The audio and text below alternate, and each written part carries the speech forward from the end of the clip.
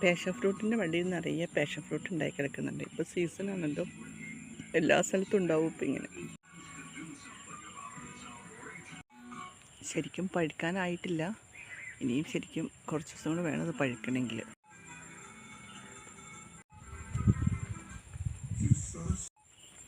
ശരിക്കും പറഞ്ഞാൽ passion fruit പന്തലിട്ട് കൊടുത്താൽ അതിൽ പടർന്ന് കിടന്നോളും. ഇത് ഇവിടെയുള്ള ചില വലിയ ചെടികളുടെ മുകളിൽ കൂടെ പടർന്ന് മാവേലൊക്കെ പടർന്ന് കയറിയേക്കുവാണ്.